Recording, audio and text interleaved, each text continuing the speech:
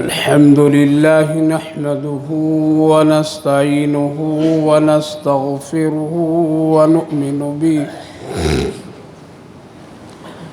ونتوكل عليه ونعوذ بالله من شرور أنفسنا ومن سيئات أعمالنا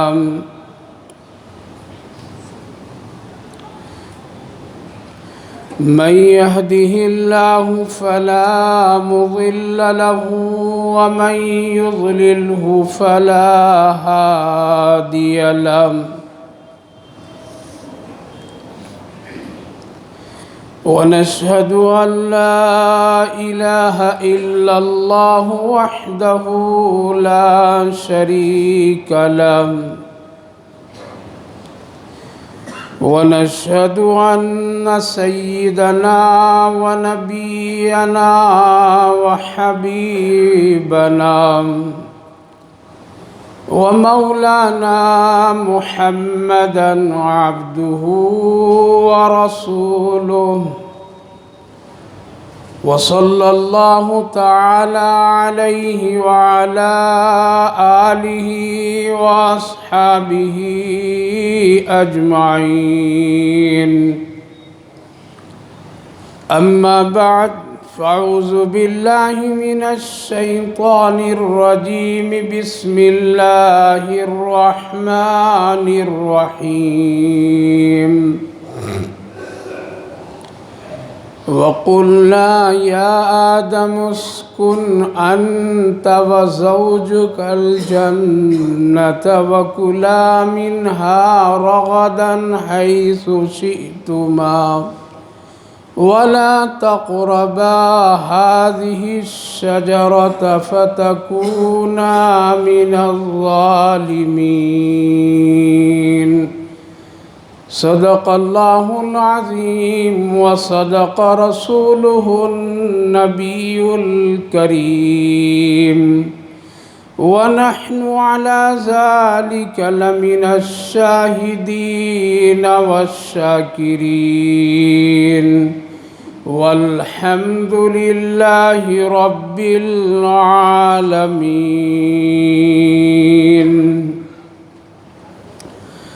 قابل قدر بزرگ اور دوستو، اللہ رب العالمین کا شکر، اس کا احسان کہ ہم سب کو اللہ نے آج اس بابرکت اور خیر کے دن، جمعہ کا دن، ایک اہم عبادت ادا کرنے کی غرض سے اپنے گھر میں پہلے پہل آنے کی توفیق مرحمت فرمائی ہے۔ اللہ تعالیٰ قبول فرمائے، جو باتیں کہی جائے، سنی جائے، ہم سب کو عمل کی توفیق نصیب فرمائے۔ کئی جمعوں سے وصیت اور خاص اور اہم نصیحتوں سے متعلق باتوں پر روشنی ڈالی جا رہی تھی۔ تقریباً 6 جمعوں کے بیانات میں اللہ کی وصیت کے عنوان سے آپ بھائیوں بزرگوں کے سامنے جو ہم سب کی زندگی کے لیے بہت ہی انمول اور بہت ہی قیمتی باتیں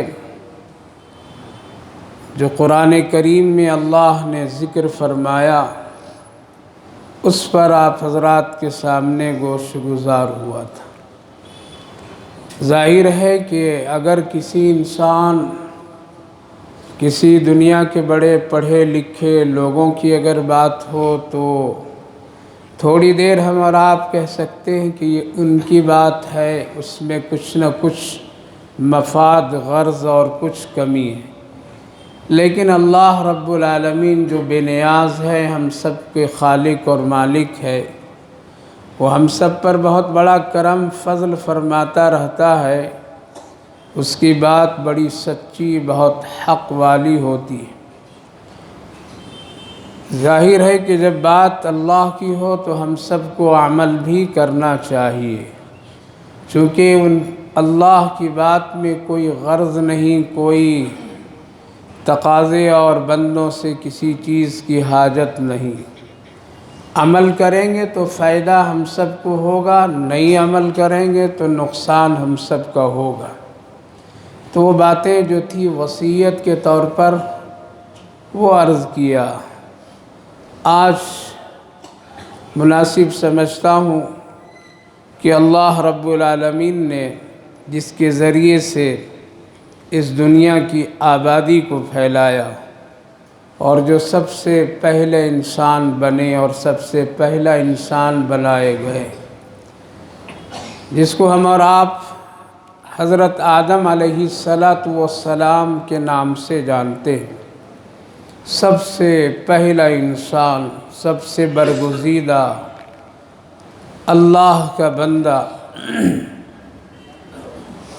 جس کی تخلیق اور جس کی پیدائش میں اللہ رب العالمین نے فرشتوں سے بھی مشورہ فرمایا تھا، اور جس کی پیدائش میں اللہ رب العالمین نے پوری دنیا کی مٹی کو شامل کر کے آپ کو ایک سب سے خوبصورت اور سب سے بہترین خلیفہ کے طور پر بنایا اور آپ کو پیدا کیا اور اپنی خاص روح اس میں ڈالا۔ نہ کوئی باپ نہ کوئی ماں، بلکہ اللہ کے حکم سے حضرت آدم علیہ السلام بنائے گئے۔ نبیوں میں سب سے پہلا نبی، انسانوں میں سب سے پہلا انسان، ان کی بھی بات بہت ہی قیمتی اور بڑے تجربے کار۔ ہر ایک نبی کا ایک اصول رہا ہے کہ جب وہ اس دنیا سے جانے کے قریب ہوتے ہیں، چونکہ حضرات انبیاء علیہ السلام کو اللہ پہلے سے خبر کر دیتا ہے، آپ کو اب کچھ دنوں کے بعد آنا ہے، اور اس کے حالات اور اس کے سلسلے میں بہت ساری چیزیں ان کے سامنے ظاہر کر دی۔ عام انسانوں کے ساتھ بھی ہوتا ہے، جب اس کا قریب وقت ہوتا ہے تو اس کی زندگی میں اللہ بہت ساری تبدیلیاں ظاہر کرنے لگتا ہے، تاکہ انسان ہوشیار ہو جائے، انسان باخبر ہو جائے کہ یہ دنیا ختم ہونے والی ہے اور آخرت کی طرف جانے والا ہو۔ تو حضرات انبیاء علیہ السلام کا ایک خاص اصول رہا ہے کہ اپنی آخری زندگی کے آخری گھڑی میں اپنے خاص لوگوں کو کچھ نہ کچھ خاص باتیں بتاتے تھے، جس کو وصیت کے طور پر قرآن کریم میں اللہ رب العالمین نے بہت سارے نبیوں کی باتوں کو ذکر فرمایا ہے۔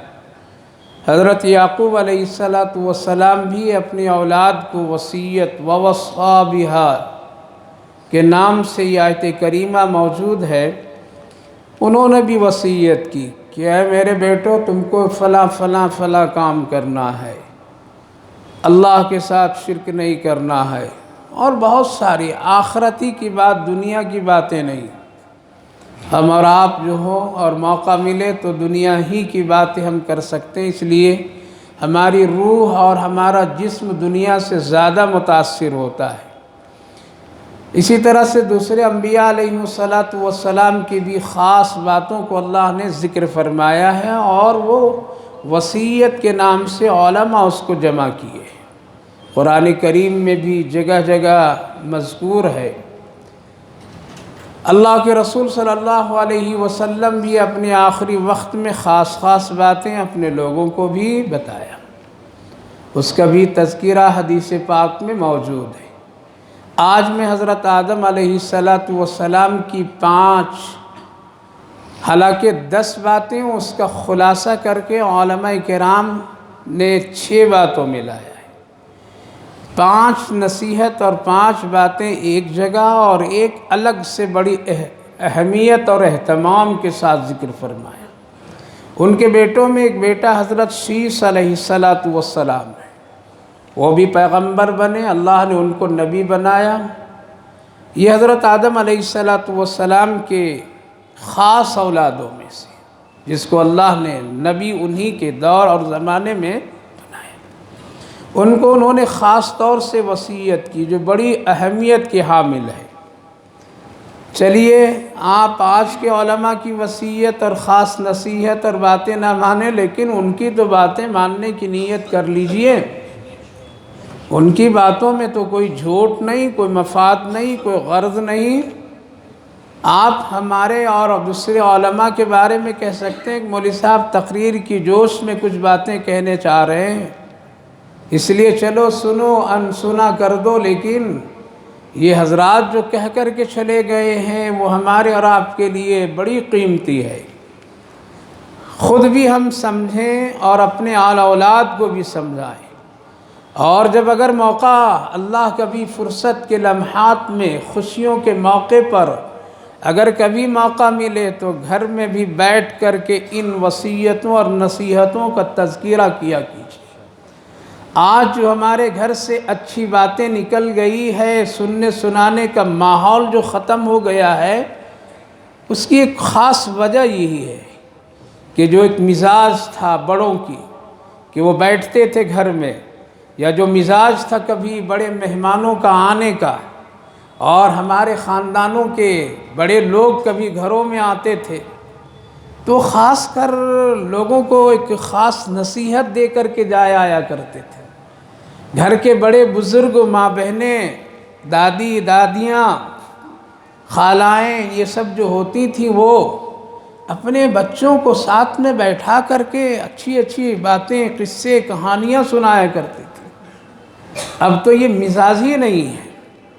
اب تو اگر ہے تو اس کی جگہ پر میں کسی فلمی ایکٹروں کی باتیں، ناچنے والوں کی باتیں، کرکٹ کے کھلاڑیوں کی باتیں، گانے کی باتیں، فیشن پرستی کی باتیں، تصویر دیکھنا دکھانا اور اس کا ایک مزاج، یہ آج کل ہو رہا ہے۔ ورنہ اگر یہ مسلمان اور ہم اور آپ اپنے گھروں میں اگر ان نیک اور اچھی باتوں کا سلسلہ جاری آج تک رکھتے تو قسم خدا کی گھنٹوں گھنٹوں جمعہ کا بیان کرنے کی ضرورت نہیں پڑتی، بلکہ ان سب بڑوں بزرگوں کی باتوں میں خاص اثر ہوتے تھے، اور وہ لوگ جو سناتے تھے تو اس میں ایک بڑی حکمت بھی ہوتی تھی، اور اللہ رب العالمین اس کے ذریعے سے عمل کی توفیق بھی نصیب فرما دیتا تھا۔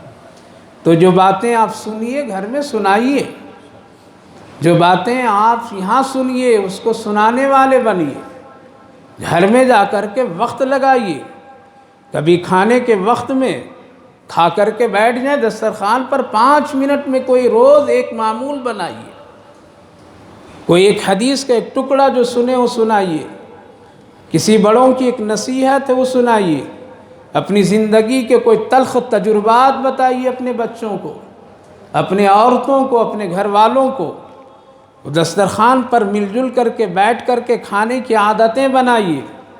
اللہ کے رسول صلی اللہ علیہ وسلم کی خدمت میں ایک صحابی رسول صلی اللہ علیہ وسلم آ کر کے عرض کیا، یا رسول اللہ کھانا کھاتا ہوں لیکن پیٹ بھرتا نہیں ہے، جبکہ بڑی مقدار میں کھانا کھایا کرتا ہوں، بڑی مقدار میں کھاتا ہوں لیکن پیٹ نہیں بھرتا ہے، بھوک کی کیفیت معلوم ہوتی رہتی ہے، طبیعت میں آسودگی نہیں ہوتی ہے، کھانے کے بعد بشاشت کی کیفیت نہیں ہوتی ہے۔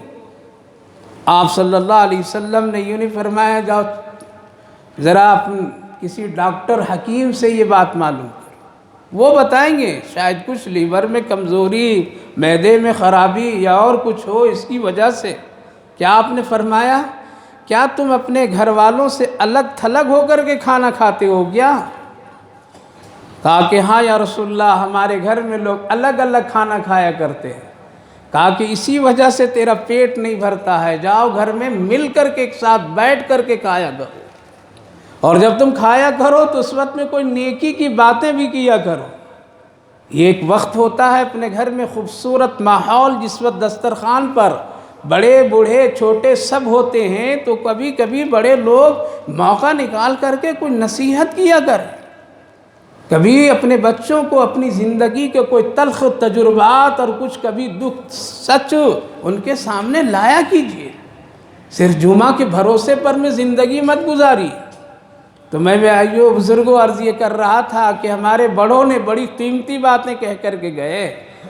حضرت آدم علیہ السلام اپنے بیٹے حضرت شیش علیہ السلام کو بلائے، پہلی ایک نصیحت یوں کرتے ہیں، بیٹا اللہ کا ذکر کثرت سے کرنا، اسی میں تیری کامیابی ہے، اللہ کے سوا تیرا اور کوئی بھی نہیں ہے، اس لیے اللہ کا ذکر کثرت سے کیا کرنا، جب بھی موقع ملے زبان کو تر بتر رکھنا، خوب کرنا، اس کے لیے کوئی ماحول نہیں۔ ایک ہی عبادت ایسی ہے ذکر کی کہ جس کے لیے شریعت میں کوئی جگہ، کوئی وقت، کوئی حال مقرر نہیں کیا، جہاں جب جیسے تم چاہو اللہ کا ذکر کر سکتے ہو۔ اس لیے کہتے ہیں کہ بیٹا شیش اللہ کا ذکر کثرت سے کرنا۔ آج ہم لوگ کہتے ہیں کہ ذکر ہم اس وقت کریں گے جب کسی پیر صاحب کے ہاتھ پر بیعت ہوں گے اور پھر وہ وظیفہ بتائیں گے تب پھر ہم ذکر کریں گے۔ ارے یہ سب بڑے بزرگ انبیاء علیہ السلام، ہم سب کے آقا نبی کریم علیہ السلام نے ذکر کے سارے کلمات بتا دیے ہیں۔ کسی پیر و مرشد کے ہاتھ پر بیعت ہو کر کے ذکر کرنے کی ضرورت نہیں ہے اور کوئی ایسا حکم نہیں ہے، بلکہ آپ چلتے پھرتے اٹھتے بیٹھتے جب موقع ملے، جب جہاں آپ کو حال اس طرح کی ہو جائے وہاں پر آپ ذکر کرتے رہیے۔ ذکر کا مطلب اللہ کو یاد کیجیے، ذکر کا مطلب یہ اللہ کے حکم کی پابندی کیجیے، ذکر کا مطلب یہ ہے کہ جن چیزوں سے اللہ نے روک دیا ہے اللہ کو اللہ سمجھ کر کے اس سے رک جانا، یہ بھی ذکر ہے۔ گناہ پر آپ کی قدرت ہے، کر سکتے ہیں، لیکن ایک نام آ جاتا ہے اللہ، تو پھر کیا کرنا؟ رک جانا، یہ بھی ذکر ہے۔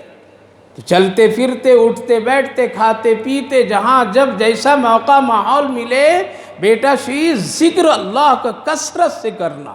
جب تم یہ کام کرو گے تو تیرا تعلق اللہ سے بہت مضبوط رہے گا، اور جس کا تعلق اللہ سے مضبوط، جس کا تعلق اللہ رب العالمین سے بہت ہی گہرا، تو پوری دنیا مل کر کے تم کو اگر نقصان پہنچانا چاہے تو کوئی نقصان نہیں پہنچا سکتا۔ اس لیے بیٹا شیش تم ہر حال میں اللہ کا ذکر کثرت سے کرنا۔ آگے یوں فرماتے ہیں لیکن دیکھو ذکر کرتے وقت میں ایک بات کے خاص خیال رکھنا کہ ایک پیغمبر ہیں، ایک نبی ہیں، آخری نبی ہوں گے وہ حضرت محمد صلی اللہ علیہ وسلم، تو ذکر کرنے سے پہلے بھی ان پر درود پڑھ لینا اور ذکر کرنے کے بعد بھی ان پر درود پڑھنا۔ سبحان اللہ بولو نے بھائی، کیسے نبی کی امت ملی ہے۔ ابھی تو نبی کریم علیہ السلام دنیا میں تشریف لائے نہیں۔ حضرت شیش پوچھنے لگے ابا وہ کون ہیں؟ کہا کہ بیٹا وہ ہیں کہ میری آنکھ کھلی تو عرش پر لکھا ہوا دیکھا لا الہ الا اللہ محمد رسول اللہ۔ ہم سمجھ گئے کہ یہ ہستی کوئی ایسی ہے جو ہمارے سے بھی بڑی ہستی ہے، اللہ کا بہت محبوب ہے، مقرب ہے، تبھی تو عرش کے ستونوں پر، عرش کے چاروں طرف نام محمد لکھا ہوا ہے، اسی سے ہمیں عافیت ملے گی۔ اس لیے بیٹا جب بھی تم ذکر کرو گے تو محمد صلی اللہ علیہ وسلم پر درود شریف کیا کرنا؟ پڑھ لینا، اول بھی آخر بھی۔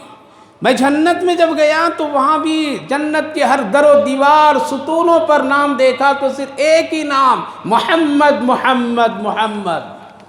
اس لیے تم ان کو کبھی بھولنا نہیں، وہ بڑے، انہی کے نام سے سب کچھ ہو سکتا ہے، واسطہ اور صدقہ مل سکتا ہے۔ اس لیے ذکر جب بھی کرو تو اول بھی آخر بھی کس کو؟ ہمارے اکابر و اسلاف بزرگان دین، خود نبی کریم علیہ السلام نے ارشاد فرمایا کہ جب تم میرا نام، میرے اوپر درود جب پڑھ لو گی اول اور آخر، تو تمہارے بیچ کے اعمال کو اللہ قبول کر لے گا۔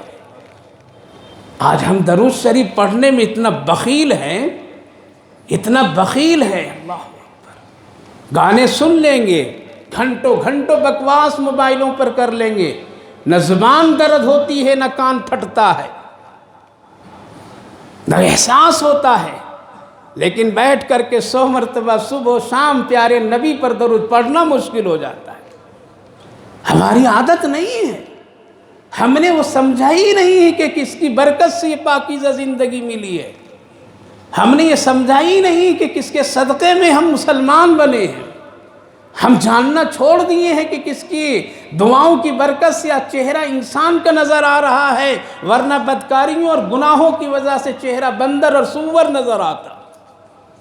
درود پڑھیے رسول اللہ صلی اللہ علیہ وسلم، صبح و شام پڑھا کریے، جمعہ کے دن تو کثرت سے پڑھا کیجیے، جمعرات کے شام جب عصر میں ہو جائیں اس پیارے آقا پر کثرت سے درود پڑھیے۔ آپ کی اور ہماری درود فرشتے جا کر کے پہنچاتے ہیں، پیارے نبی دیکھتے ہیں، سنتے ہیں، خوش ہوتے ہیں۔ آپ اپنے عمل سے، ہم اپنے عمل سے رسول اللہ صلی اللہ علیہ وسلم کو خوشی پہنچائیے، خوشی پہنچائیے تو کل قبر میں نبی کی زیارت نصیب ہوگی۔ اس لیے کہتے ہیں بیٹا تم جب بھی اللہ کا ذکر کرو گے، جب بھی اللہ کا نام لے گے تو تنہا نہیں بلکہ محمد الرسول اللہ صلی اللہ علیہ وسلم کا نام درود اول آخر لے لینا۔ میں جنت کے ستونوں پر محمد کو دیکھا، عرش کے دیواروں پر محمد الرسول اللہ کو دیکھا، زمین پر جب گیا اور سجدے میں پڑا اور میری توبہ جب قبول ہونے لگی تب بھی میں نے محمد کا صدقہ اور واسطہ نام دیا۔ تو یہ ایک خاص وصیت، خاص نصیحت حضرت آدم علیہ السلام نے اپنے بیٹے شیس علیہ السلام کو دی ہے۔ دوسری، بیٹا عارضی دنیا کو ہمیشہ کی دنیا مت سمجھ بیٹھنا۔ کیا بولے؟ عارضی دنیا پر مطمئن ہو کر کے مت رہنا کہ اب مجھے ہے، سب کچھ ہے، یہیں ہم رہیں گے، اب یہاں سے جائیں گے نہیں۔ اس لیے یہ دنیا عارضی ہے، عارضی دنیا کو ہمیشہ کی دنیا سمجھ کر کے مطمئن نہیں ہو جانا۔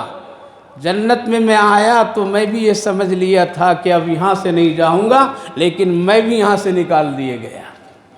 اس لیے جب جنت میں جہاں عارضی نہیں دائمی ہے وہ زندگی، لیکن ہم یہاں مطمئن ہو گئے تھے، لیکن پھر بھی مجھ کو یہاں سے کیا کیا گیا؟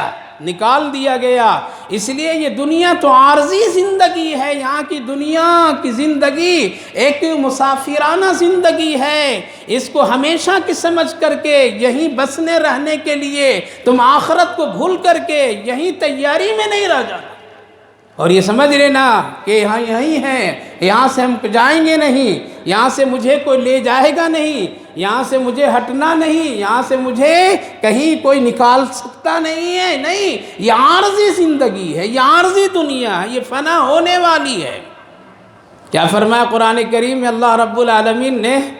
تم یہاں رہنا اگر چاہو اور یہاں تم ٹھان لو کہ ہم یہیں رہیں گے، یہاں سے جائیں گے نہیں، اگر یہاں پکڑنے کو آئے گا تو یہاں چلا جاؤں گا، وہاں آئے گا تو وہاں چلا جاؤں گا، یہاں آیا تو وہاں، تو سنیے قرآن کریم میں اللہ رب العالمین نے مشہور صورت میں سورہ رحمان میں یوں فرمایا، یا معشر الجن والانس ان استطعتم ان تنفذوا من اقطار السماوات والارض فانفذوا لا تنفذون الا بسلطان فبأي آلاء ربكما تكذبان۔ اے جناتو، اے انسانوں، یا معشر الجن والانس ان استطعتم، اگر تمہارے اندر طاقت ہے تو مشرق چلے جاؤ، مغرب چلے جاؤ، ادھر بھاگ جاؤ، ادھر بھاگ جاؤ، جہاں جاؤ گے فانفذوا لا تنفذون الا بسلطان، رب کریم جو بہت بڑی طاقت والا ہے اس کی پکڑ سے تم کہیں بچ نہیں سکتے ہو۔ فَبِأَيِّ آلَاءِ رَبِّكُمَا تُكَذِّبَانِ فَانفُذُوا لَا تَنفُذُوا، کہاں بھاگو گے؟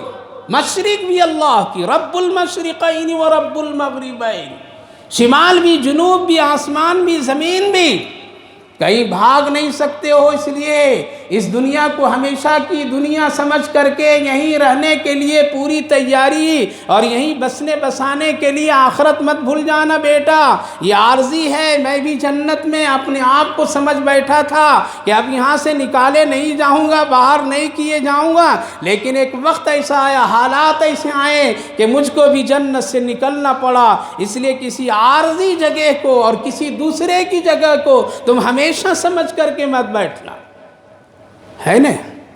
پوری دنیا دے دی جائے پھر بھی انسان کا پیٹ نہیں بھرتا ہے۔ آقا نے فرمایا قبر ہی پیٹ بھر دیتی ہے۔ 1 ایکڑ ملا، دوسری کی فکر، تیسرا ملا، چوتھی کی فکر، پانچویں کی فکر۔ اللہ قرآن کریم میں فرماتا ہے تم غور نہیں کرتے ہو، جس طرح تیری عمر کو گھٹاتا ہوں تیری زمین کو بھی گھٹا دیتا ہوں۔ زمین کو بھی اللہ گھٹاتا ہے۔ عمر گھٹتی ہے یا بڑھتی ہے؟ زمانہ لوگ کہتے ہیں بڑی ترقی یافتہ سائنسدان پڑھے لکھے لوگ، لیکن گھٹتی کو ترقی کہتے ہیں۔ زمین بھی گھٹتی ہے ہماری اور آپ کی، شہر بھی گھٹ جاتا ہے ہمارا اور آپ کا، ملک بھی گھٹ جاتا ہے ہمارا اور آپ کا۔ ایک آدمی جوانی میں آیا، آج یہاں ہے، صبح وہاں ہے، فلاں وقت میں وہاں ہے، پوری دنیا چکر کاٹ رہا ہے دنیا بنانے کے لیے، صرف 3 چیز کے لیے، روٹی کپڑا اور مکان۔ پوری دنیا چکر کاٹتا ہے، صبح ناشتہ یہاں، شام کو وہاں، دوپہر کو وہاں۔ باپ بھی فخر سے کہتا ہے میرا بیٹا تو دیکھو یہاں اور وہاں، وہ بھی فخر سے کرتا ہے۔ ایک وقت آتا ہے کہ اللہ اس کو بیٹھا کر کے شہر میں لاتا ہے، اب سفر نہیں کر پاتا ہے۔ کیا ہو گیا؟ دنیا گھٹی یا نہیں گھٹی؟ کیوں بھائی آپ سفر نہیں کر رہے ہیں؟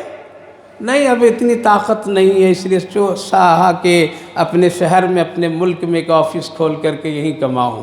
چلیے کچھ دن یہ بھی چلا، اب کیا ہوا؟ نہیں جا رہے ہیں، آفس بھی نہیں جا رہے ہیں، شہر کی چکر بھی ختم۔ کیا ہوا بھائی؟ نہیں اب اتنی بھی طاقت نہیں ہے، اس لیے محلے میں قریب میں ایک دکان لے لیا۔ چلیے یہ بھی کر لیجئے، کچھ دن کے بعد دکان میں بھی نظر نہیں آ رہے صاحب۔ کیا ہوا؟ نہیں اب طاقت نہیں، اس لیے گھر ہی میں بیٹھ گیا ہوں، آن لائن کام کر رہا ہوں۔ کیا؟ On line. کیا ہوا؟ اللہ فرمائے ہم تمہاری زمین کو گھٹا دیتے ہیں۔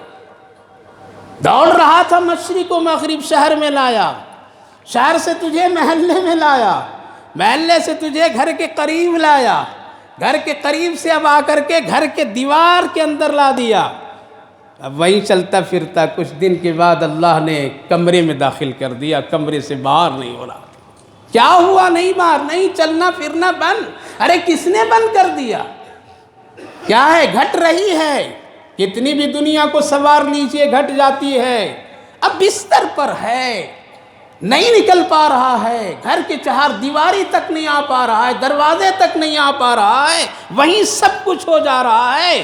اللہ فرمایا کہ یہاں سے بھی اولم نعمرہ ننقصہ، عمر جس طرح گھٹاتا ہوں تیری زمین بھی گھٹا دیتا ہوں، اور پھر اٹھا کر کے جس کے پاس میں ہزاروں ہزار ایکڑ کی زمین کا مالک تھا، قبر کے ایک چھوٹے سے گڑھے میں اس کو ڈال دیتا ہوں۔ ہو رہا ہے یا نہیں ہو رہا ہے؟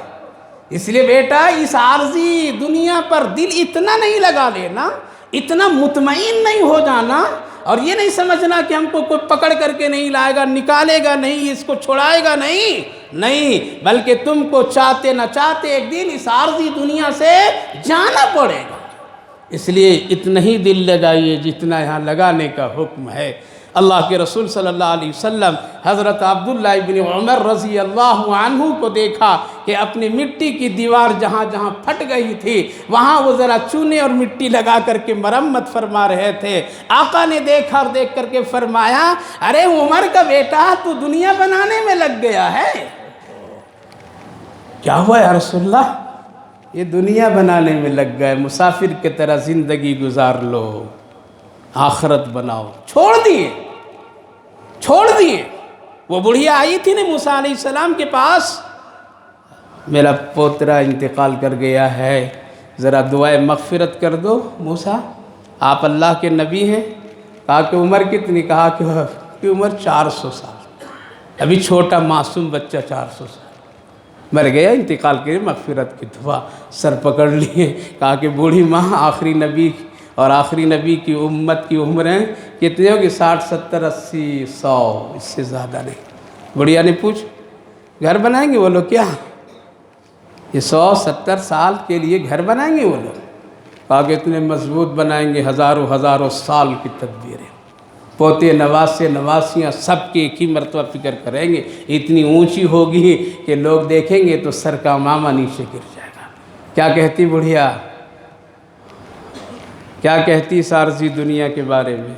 اگر اللہ مجھے رسول اللہ کی امتی بناتا تو درخت کے سائے میں 60 70 سال کی زندگی اللہ کر کے گزار دیتی۔ اللہ ہم تو قبر کی فکر نہیں کر رہے، قبرستان کی فکر نہیں کر رہے، ہم تو لون پہ لون لے کر کے بلڈنگیں پر بلڈنگیں بنانے کی فکر میں لگ گئے، لون پہ لون لے کر کے سود پر لے کر کے لیز پر لیز دے کر کے۔